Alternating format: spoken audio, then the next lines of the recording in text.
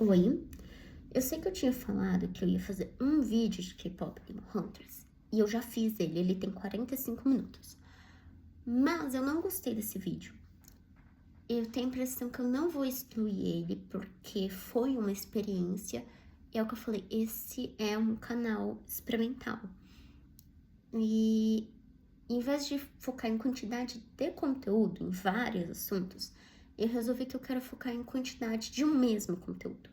Então, esse é o primeiro vídeo, e eu acho que eu vou fazer mais uns 2 ou 3 vídeos, talvez mais, sobre K-pop Demon Hunters, em que eu pego um ponto e vou falando sobre ele.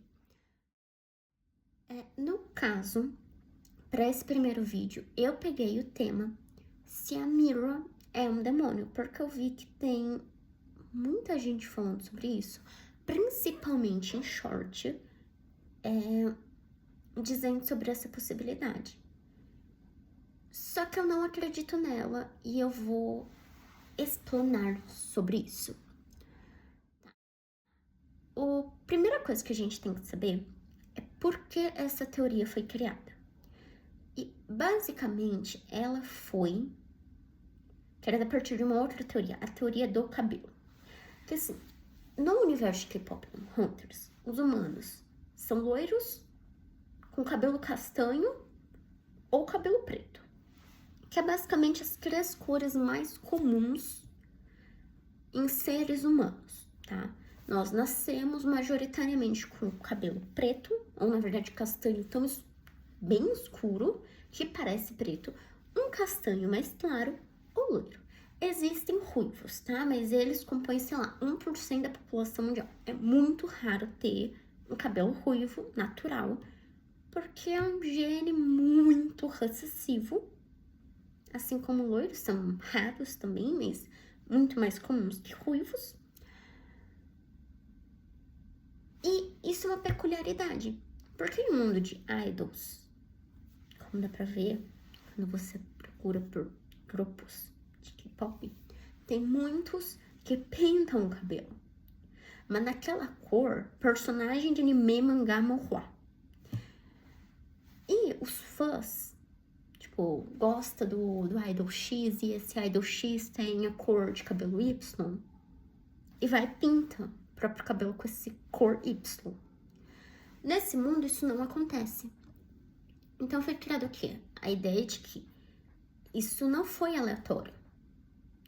Isso foi para mostrar que assim, pessoas com cores de cabelo humana são humanos.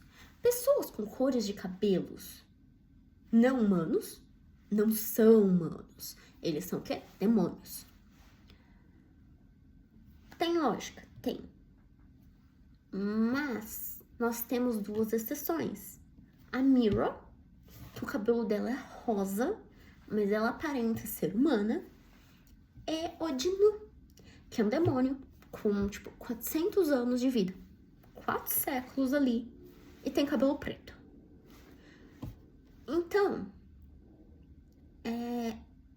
eu resolvi que eu vou falar desses 2 personagens assim, nesse vídeo. Por quê? Porque eu acho o caso do Gino muito interessante, já que ele é um demônio com cabelo preto. E a Mira é uma humana com cabelo colorido. Como eu disse, existe a teoria se ela é uma demônia. E, na minha opinião, não. Ela é uma humana. Sim, eu expliquei essa teoria das cores. Eu entendo, eu vejo lógica nela. Mas o que me diz que ela não é um demônio? Vamos lá.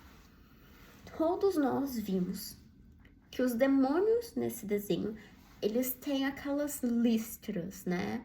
Aquelas marcas meio arroxeadas.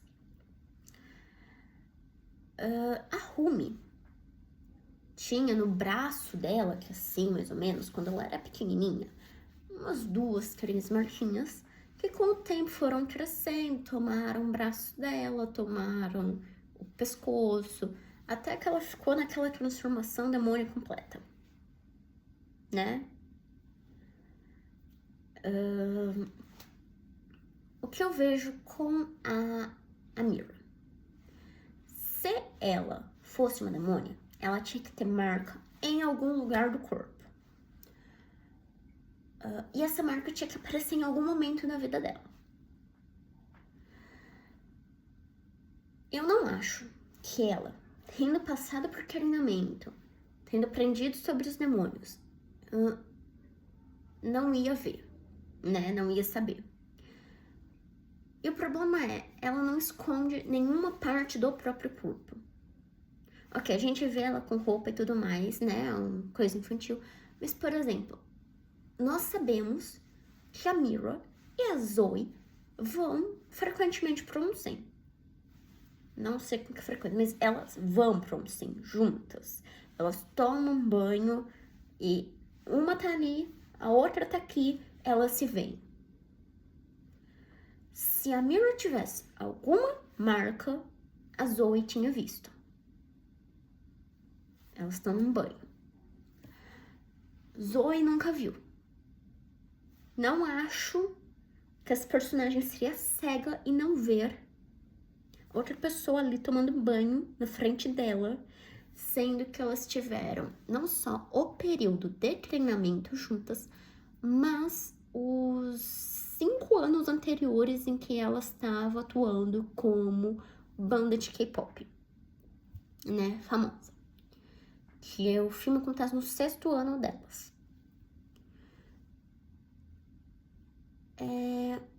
É uma cor estranha? Sim, é uma cor estranha. Mas aí vem que eu entro na parte do Jinu, que é, ele tem alma. E essa parte, a Mira, o que eu acho de personagens de cabelo colorido é que eles não possuem alma. Mas não possuir alma não significa necessariamente que você é um demônio. Pode ser nesse universo? Pode. Mas, sinceramente, eles usarem isso me parece um plot muito repetido. Nós já temos o clichê da demônia caçando demônios, com a Rumi. Fazer uma revelação de que o outro membro integrante das Hundreds também é demônio caçando demônio ficaria muito chato na minha visão. Eles não usariam isso. Eu não conheço folclore coreano.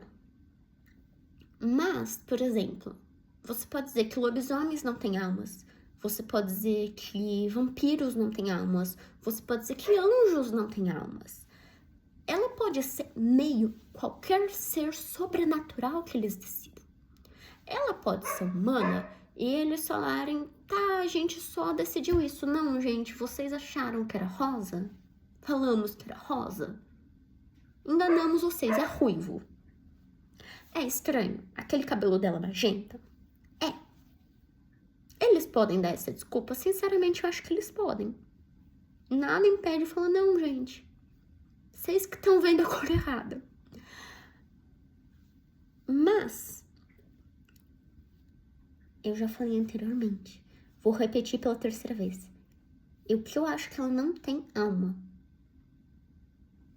Não necessariamente um demônio. Agora, o Jinu é um caso muito especial, que é um demônio com cabelo preto. Por quê? Porque ele tem alma. Quer dizer, ele tá num estágio que eu não entendo que ele tem ou não tem alma. Porque assim, eu acho que o cabelo preto representa o resto de humanidade que ele tem. E na minha concepção, ele tem isso porque ele tem a voz dele.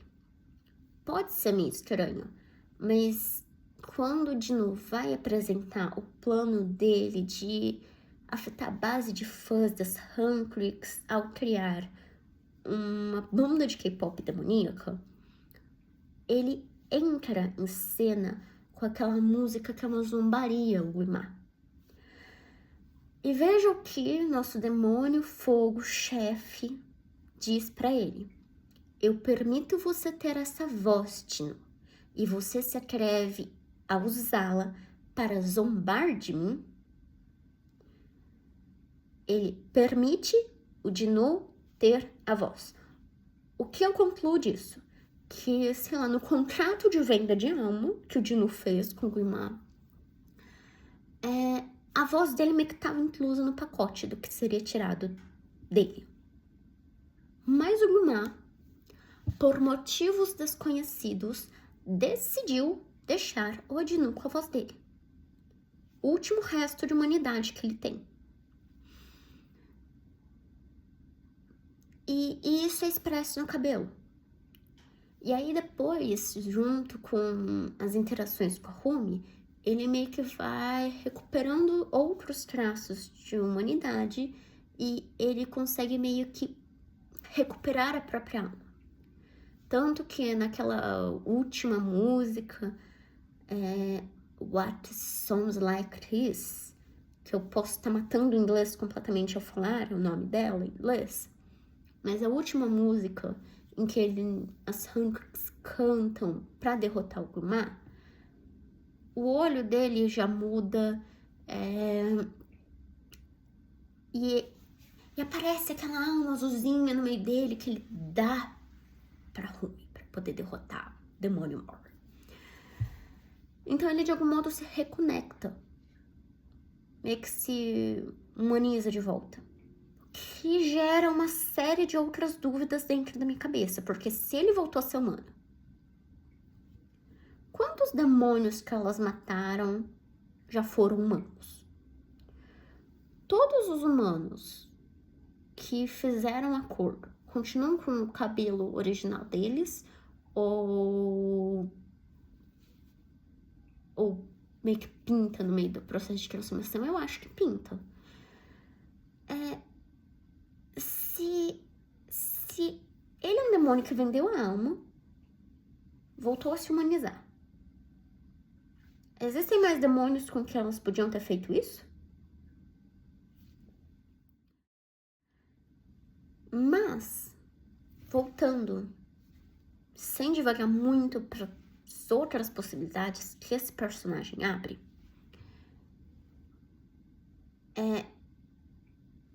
ele tem cabelo preto porque tem uma alma.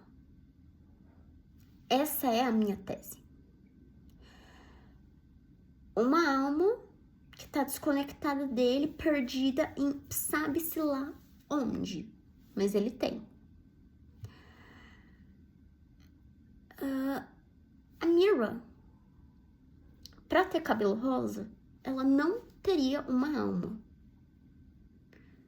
Mas eu acho falso que ela seja uma demônia.